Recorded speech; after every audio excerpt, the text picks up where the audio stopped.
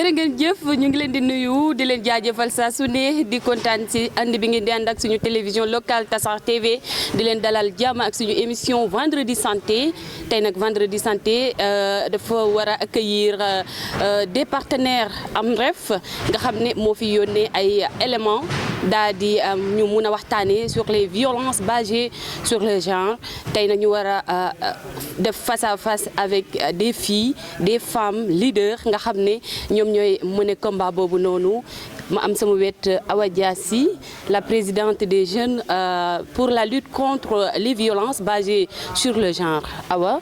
nanga def asalaamaaleykum. Awa nanga def. maa ngi fii. naka mu. ça va bien. yaa ngi si jàmm. alhamdulilah. naka terrain bi. ñu ngi si kawam. alors ma bàyyi la nga nuyoo ak téléspectateurs yi. d'accord asalaamaaleykum wa rahmatullah man maa ngi tudd Awa Diassi nekk père éducatrice ci centre conseil adolescent de bu Kolda mais tamit nekk présidente du parlement des jeunes anti MGF mooy les mutilations génitales féminines ak lutte contre les violences basées sur le genre. alors Awa nga ànd ak say éléments ma bàyyi leen rek ñu nuyoo bu ñu paree suñu débat bi incha allah ñu am quelques questions yi nga xamante ne dañ leen daal di dañuy daal di échanger ak ñoom tamit ci rôle yi nga xamante ne ñu ngi koy jouer ci ci lutte bi. alors soxna si comment tu vas? Je vais bien. Alors tu peux te présenter? Bonsoir tout le monde, moi je m'appelle Oumou Sabali, je suis championne d'AMREF et en même temps chargée de la communication globale sur le parlementaire des jeunes. Waouh, champion en bref, c'est intéressant. Alors, ma chérie, bonsoir. Bonsoir à tous, moi je m'appelle Kadidiatou Diallo, je suis championne du projet AMREF et aussi chargée de la communication pour le plaidoyer au niveau du Parlement des jeunes et en même temps fille leader du centre conseil pour adolescents. Alors, avant Awa ñuy commencer waxtaan bi, les champions duma leen bàyyee noonu, elles vont me parler de AMREF. Aujourd'hui, si on doit parler de AMREF sur les violences basées sur le genre, qu'est-ce que tu peux nous dire? En fait, le projet l'ONG AMREF est là. Il nous est venu sous la forme du projet Bantare Rewbe, qui est là depuis 2 ans et qui a eu à former 100 champions au niveau de la région, au niveau de la commune de Kolda, dont 50 au niveau communautaire et 50 au niveau scolaire. Avec eux, nous avons eu à faire des formations et aussi à mener certaines activités de lutte contre les violences basées sur le genre. Et je pense qu'aujourd'hui, si on devait établir le résultat, je pense que le résultat est assez satisfaisant pour cela et nous les remercions beaucoup. Je pense que c'est le partenariat qui continue puisque même si l'ONG, le projet Bantare Rewbe est sur la phase finale, mais il s'est quand même assuré de laisser un relais qui est le Parlement des jeunes. Oh, d'accord. Oh, en fait, je vois pourquoi vous êtes des championnes. Alors, je vais venir sur la présidente. Awa, dañuy daal di wax tey bu ñuy wax les violences basées sur le genre lan la ñuy wax ci loolu Awa.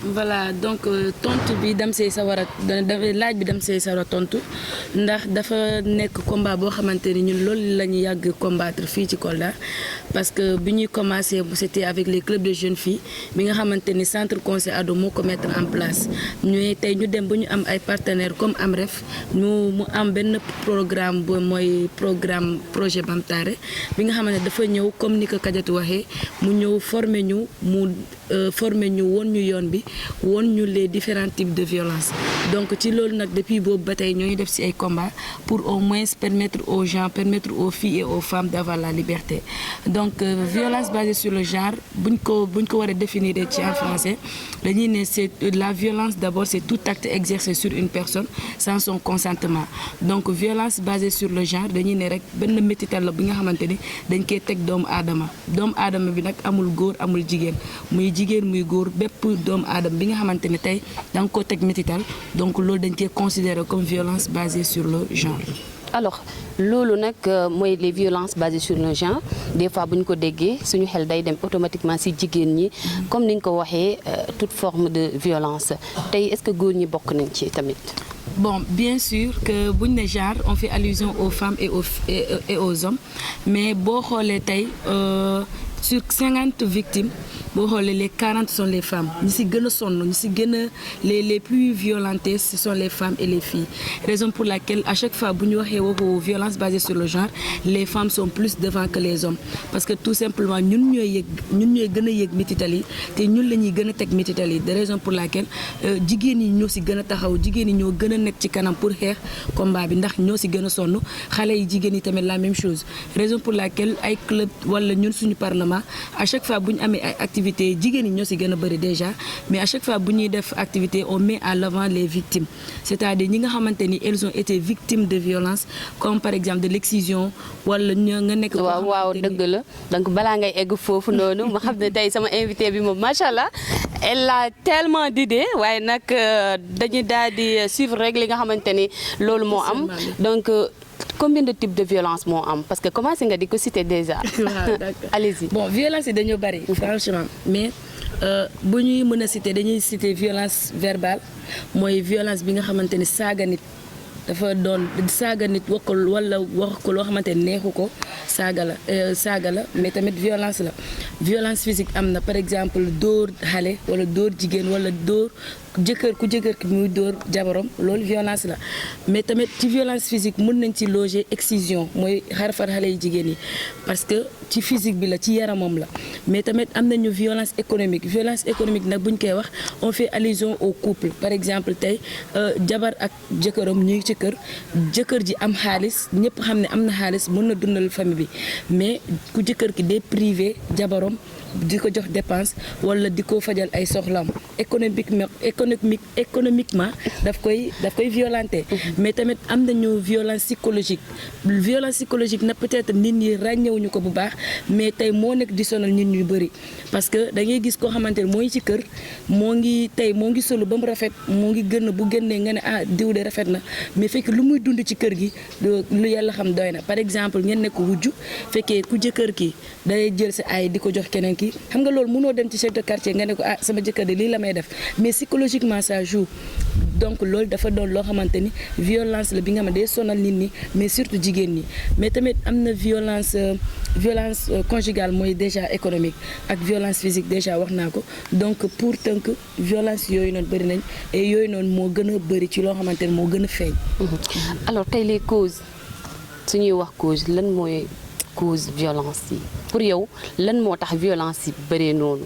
violence yi lu tax mu bëri am raison yi bëri nañu comme ni violence yi bëri noonu la raison yi bëri parce que boo jëlee d'abord ci côté jigéen ñi wala ci côté xale jigéen yi par exemple ay grossesse d'enfant violence la fàtte naa ko c'était grossesse d'enfant wala mariage d'enfant ay violence lañu parce que lu tax mariage d'enfant nekk violence parce que c'est une privation des droits de la fille parce que tey sànq wax nañ ko violence mooy bépp métital bi nga xamante ne da nga ko teg doomu aadama fekk bugg ko sans son libre consentement te boo jëlee mariage d'enfant wala mariage forcé da nga forcé xale bu jigéen bi da nga ko forcé nga maye ko fekk moom buggul xale bu góor bi donc foofu noonu privé nga ko ci expression droit d'expression parce que nous avons le droit de s'exprimer war nañoo wax donc cause yi li koy andi par exemple mën na nekk la méconnaissance des violences par exemple nit ñi xamuñu ndax lii li ñuy teg doomu aadama ndax violence la wala du violence mais tamit boo jëlee par exemple excision dañuy ne aada la wala cosaan la parce que boo exciser xale bu jigéen da nga ko privé parce que elle n'a pas donné son consentement pour nga xarafal ko donc foofu noonu dañuy ne parfois la tradition ou bien la culture est à l'origine de certaines violences donc causes yi bëri nañ après xam naa on donnera la chance à mes petites filles ñoom tamit ñu am lu ñuy yokk ci causes yi. da nga bëgg a noppalu tuuti et puis c'est normal alors Sabally excuse-moi Oumou Sabally elle est la chargée de communication alors Oumou aujourd'hui si tu pouvais est-ce que tu peux nous dire quelles sont les causes de ces violences basées sur le genre? Allez-y, il faut la remettre le micro. Moi, je dirais que les causes des violences, d'abord, ça prend les sources sur les parents. Parce que c'est les parents d'abord qui devraient sensibiliser leurs enfants dès le bas âge. Donc, si tu donnes à ton enfant une mauvaise éducation, celui-ci, en grandissant, il va prendre acte de ce que tu fais.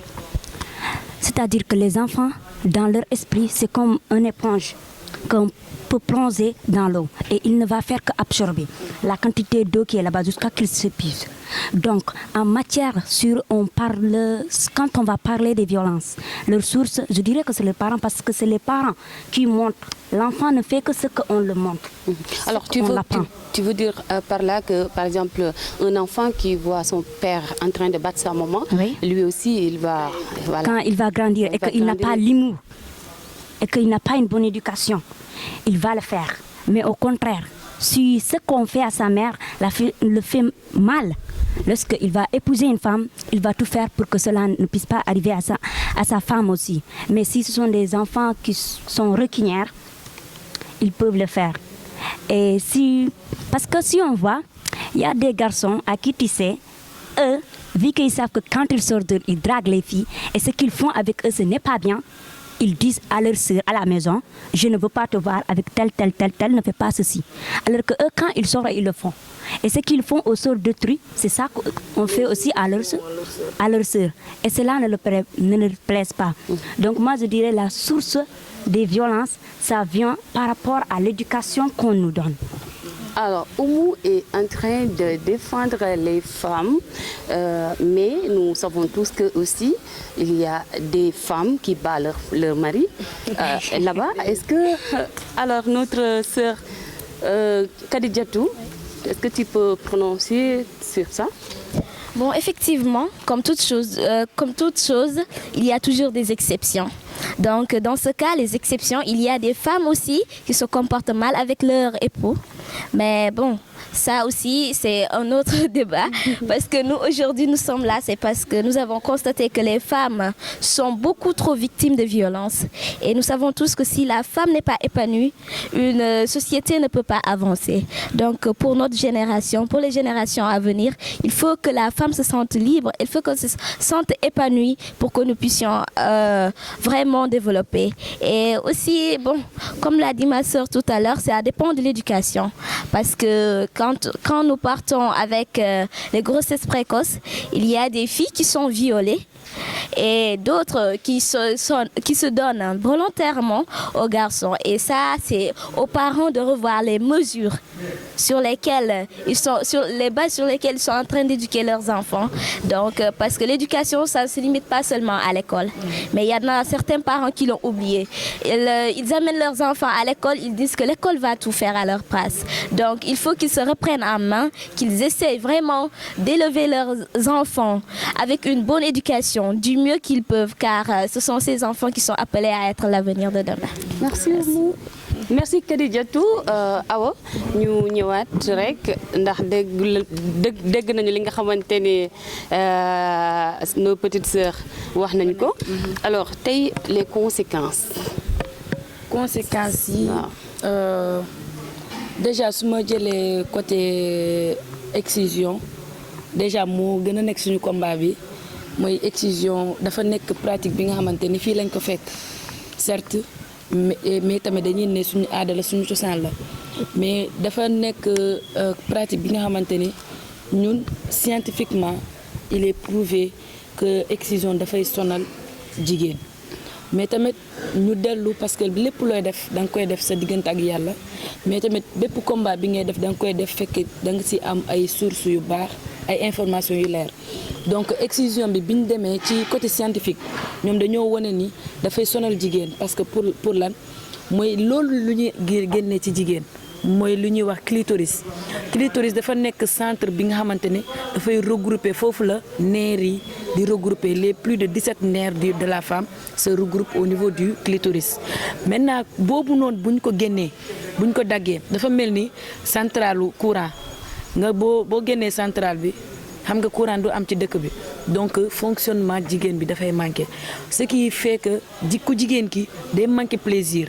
bu manqué plaisir ñoom ci loolu la ñuy basé wu ñu ne boo gisee ñuy jongal xale yi jigéen ñi c'est pour que au moins ñu diminuer seen désir sexuel xam nga loolu avant ñuy am jëkkër la mais est-ce que ñoom ñoo ngi xalaat ni kooku bu amee jëkkër est-ce que dina mën a satisfaire jëkkëram non première conséquence déjà à long terme mais am na ay conséquences immédiates par exemple instant bi ñu jongal xale bi jigéen bi instant boobu mën na am hémorragie bu amee hémorragie mën na perdre deret bu bëri te xam nañ fu jamono toll instant bi nii boo ñàkkee deret avant ngay am ki lay may deret day fekk c'est trop tard donc loolu benn première kii la conséquence yeneen conséquence mooy dañoo gis ni ñiy faral di jongal suñuy grand-mère parce que man sama maam day jongal moom déjà da doon jongal wala day jongal da doon jongal léegi yàggul bi mu bàyyee donc man xam naa ni bëtam neexul te la plupart des exciseuses seen bët yi neexul donc lu ñuy génnee ci xale bu jigéen du ñu yem rek ci clitoris bi li ñuy génnee lu ko raw mais tamit paaka bu ñuy utiliser paaka boobu c'est parfois infecté parce que dañuy jongal plus de 10 filles avec un seul couteau te loolu mën na infecté benn xale bu jigéen fekk keneen ki moo am feebar mais tamit bu ñu demee au fur et à mesure xale bu jigéen bi dem ba commencé gis règle da ngay gis xale bu jigéen bi dafay am ay règles douloureuses mais tamit bu demee ba am jëkkër ba jël ëmb bu war a wasin day fekk fu muy wasinee dafay sonn parce que tout simplement clitoris bu ñu génnee boobu mooy permettre ku jigéen que buy wasin mu mën a am élargissement te ñun ñëpp xam nañ cicatrice du élargiru cicatrice du taweeku donc booy wasin c'est ce qui provoque ñu aggrave la wala parfois boo amul doole wasin normal ñu opérer la donc c'est des conséquences yoo xamante ne sont liées à l'excision boo jëlee côté xale yi jigéen ñi par exemple mariage d'enfant ñun ñëpp xam nañ ni ku xale sëy dafa métti boo gisee kuy dem sëy ñu ne ko boo demee muñal c'est parce que tout simplement da nga fay gis lu la neex ak lu la nakari donc imagine mag buy dem sëy ñu ne ko da ngay muñ parce que li nga fay fekk du neex surtout xale kooku bu demee est-ce que dina mën a satisfaire jëkkëram est-ce que dina mën a satisfaire ay waa këram c'est ce qui amène des complications dans la famille tout le temps xale bu jigéen bi day nekk en problème en conflit avec son mari wala ak belle-sœuram wala ak ay belle-mèram parce que psychologiquement elle n'est pas mature et physiquement elle n'est pas mature non plus maintenant mariage précoce boobu bu si jëlee ëmb parce que déjà xale bi cëram matul bu sëyee il faut forcément mu consommer mariage bi te bu consommer mariage bi il est fort probable mu jël ëmb te bu jëlee ëmb da koy sonal parce que déjà xale bi xamul ndax dafa war a def visite xamul yan garab la war a jël pour vitamine ravitailler boppam mu ravitailler xale bi xamul ndax war na jël fer wala jëlul fer xamul ndax war na def ay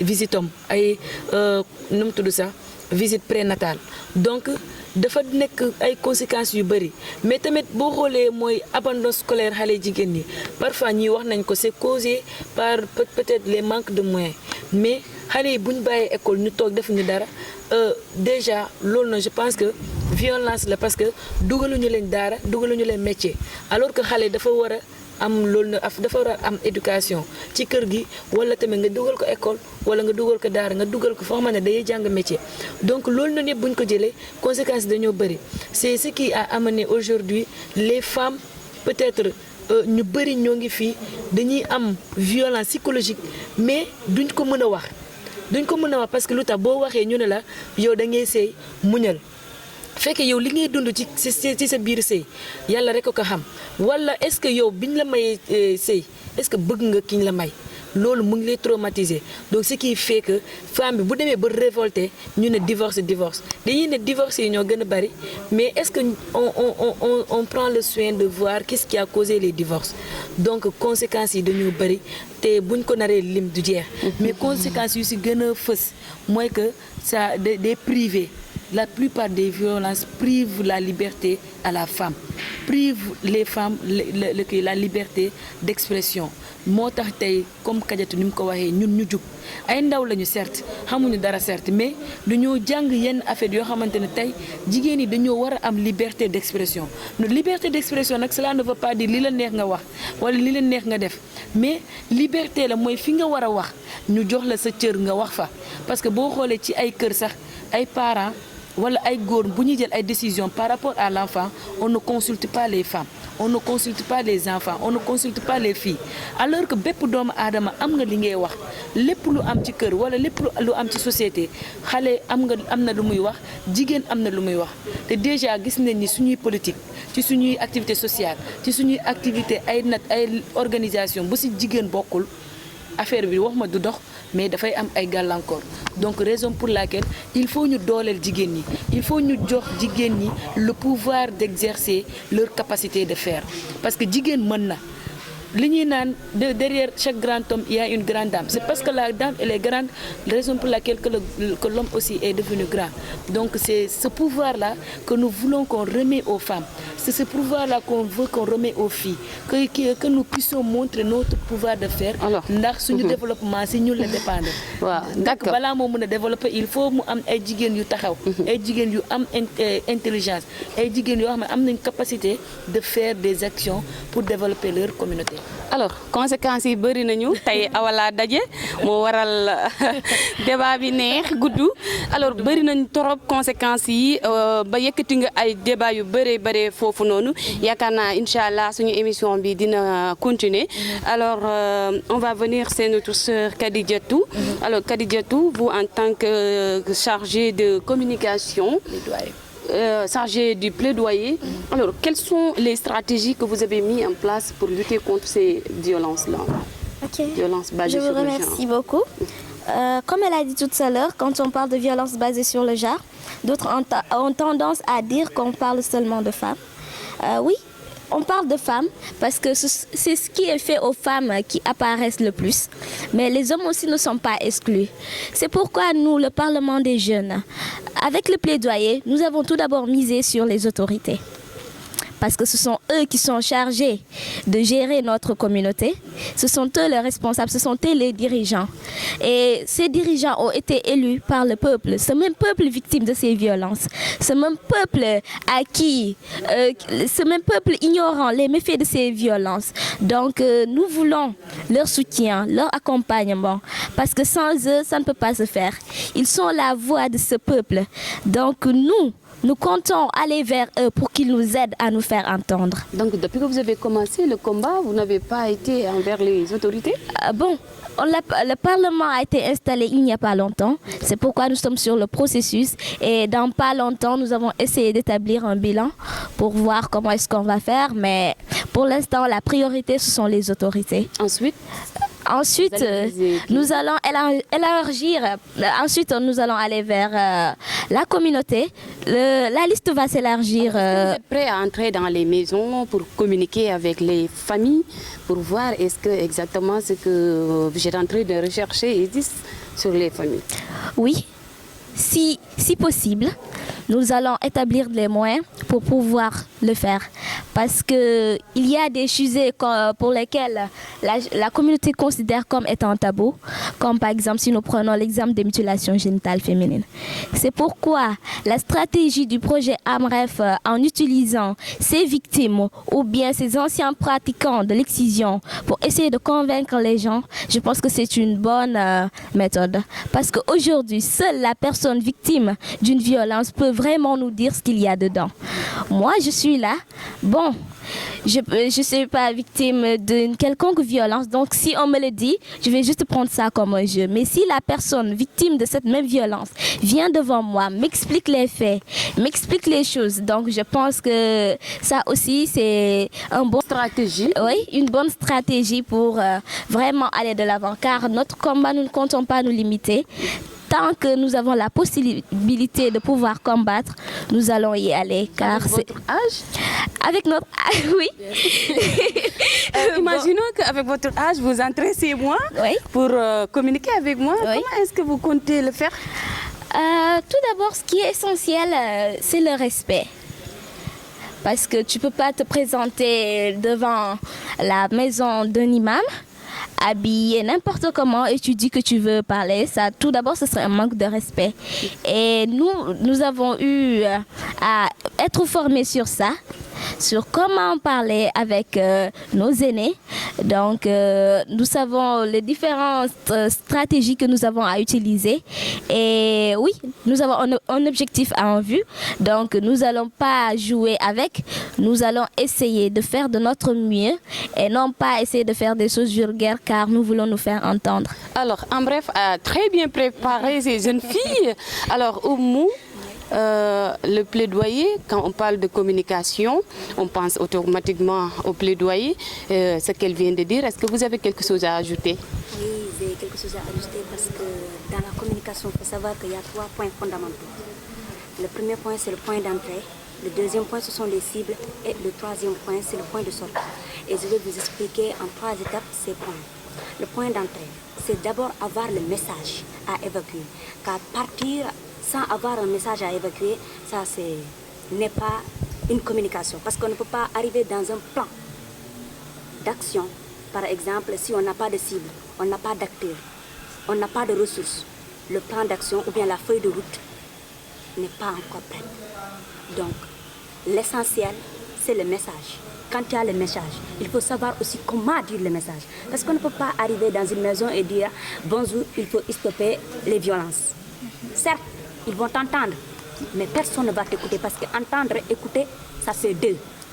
Donc, quand tu viens, il faut savoir comment parler et avec qui parler, la cible principale.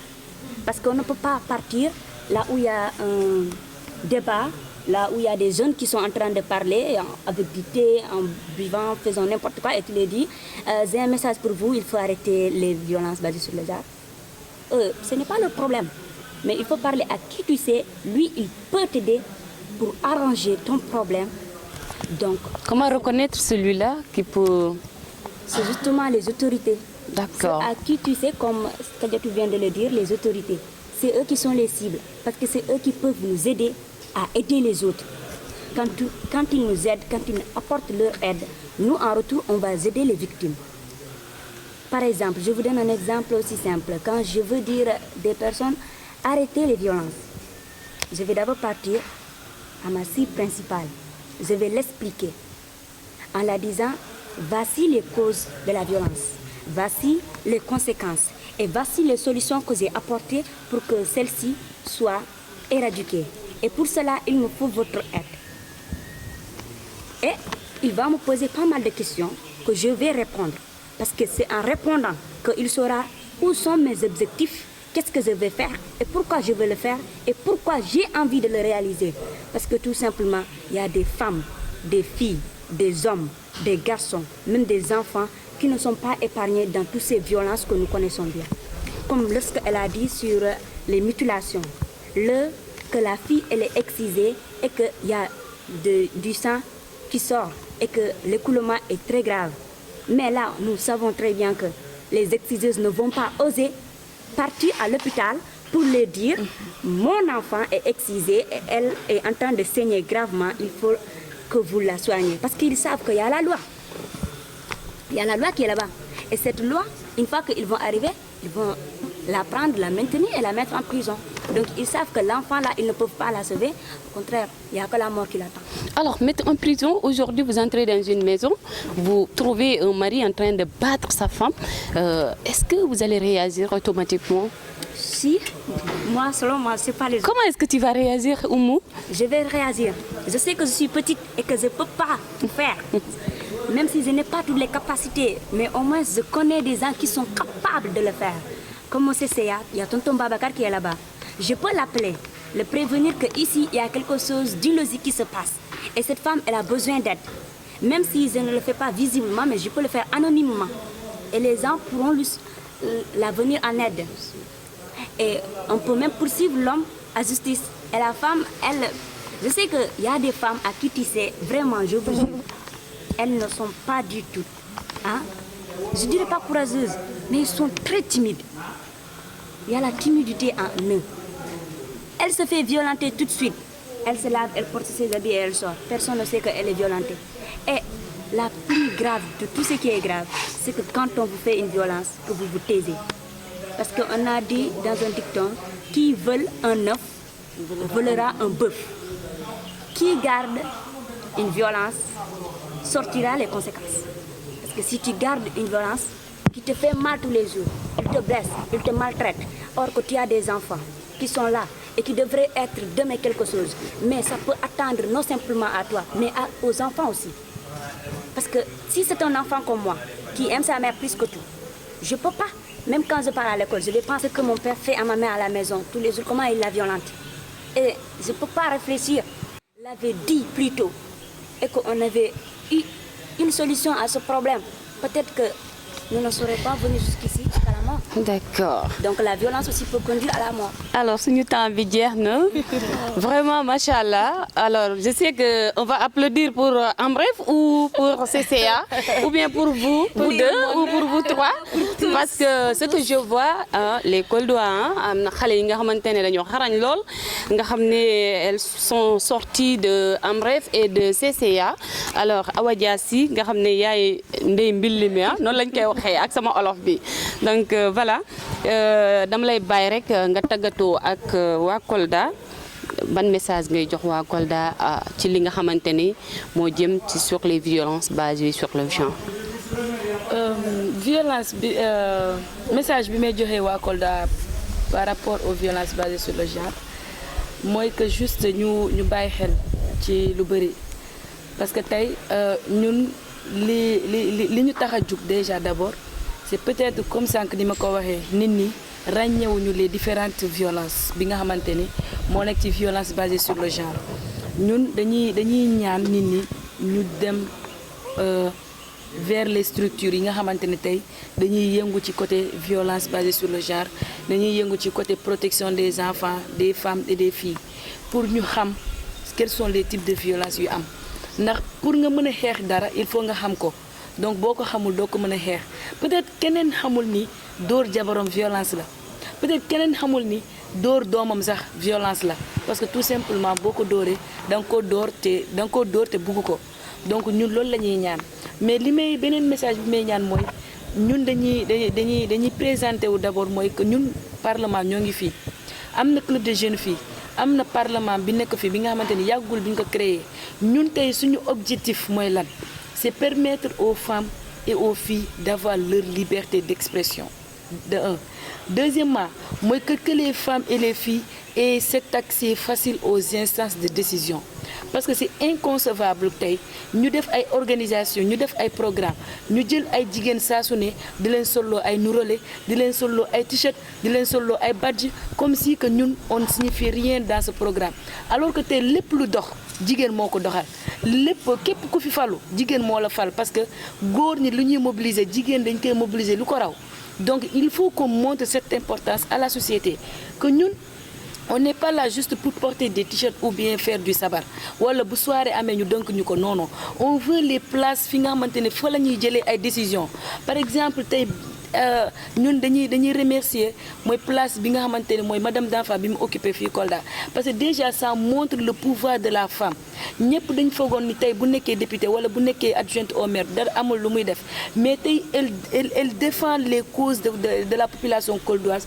jusqu'à l'Assemblée nationale toogul di tàccu toogul di xoole kese mais elle défend dafay wax ay problèmes yi nga xamante ne ñun koldois loolu la ñuy souffrir donc loolu lañ bëgg ci jigéen ñi ñëpp loolu lañ bëgg ci xale yi jigéen ñi ñëpp parce que ces deux elles ont fait la preuve que déjà la femme a la capacité de transformer le monde et que le monde soit en développement surtout suñu Kolda dañoo soxla ay leaders le leadership féminin il faut que nous formions des filles leaders il faut que nous ayons des femmes leaders yi nga xamante ne tey fu ñu taxaw dañ fay wax suñu problème fu ñu taxaw dañ fay solutionner suñu problème donc damay wax rek que parlement bi muy fii sànq wax na ko ñun tey dañuy dem d'abord parce que yàggul mi ko mettre en place on va aller d'abord rencontrer les autorités mooy ñan préfet mooy mairie mooy gouvernance s'il le faut mooy les chefs coutumiers et religieux mooy les présidents des ASC ñu xamal leen que parlement bi muy fii et l'autre chose à préciser que parlement bi du parlement pour CCA du parlement pour Amref du parlement pour projet Bamtare mais plutôt parlement du jeune pour la population koldoise certes ñun ci mutilation génitale la ñuy gën a yëngu ak ci violence basée sur le genre mais tey bépp métital bi nga xamante dañ koy teg jigéen dañ koy teg xale bu jigéen ñun dañ koy xeex mais tamit lépp loo xamante ne dafay permettre ñu promouvoir le leadership féminin dañ koy xeex pour ñu am ko donc loolu laa amoon li may wax mais xam naa message bi gudd na trop mais garaawul xam naa ne tey yow laa am tey émission bi moom mën naa dinañ ko seetaan ba sonn mais c'est normal alors merci Awa kontaan naa trop di la jaajëfal bu baax a baax Oumou alors merci merci Oumou. Pas de quoi, je suis très heureuse de vous avoir dit autant pour moi tout ce que je pensais parce que vraiment ce sont des thèmes qui sont très importants et je pense que plus il y aura des gens qui le sauront et plus il y aura des personnes qui seront sensibilisées sur ce coup-là. Car il y a des gens qui le font mais qui ne savent pas pourquoi ils le font et comment ils le font, que ce n'est pas bien et qu'il faudra arrêter. Donc je pense qu'avec cette interview qui vient de se passer ici, ils seront en mesure de savoir beaucoup de choses qu'ils n'ont pas su. Merci. Alors Kadidiatou, votre dernier mot? Comme elle a dit, nous comptons sur vous pour faire la promotion de cette interview, car ce ne sera pas juste une interview toute simple, ce sera une interview qui aura permis de sensibiliser certaines personnes, ce qui est même l'objectif.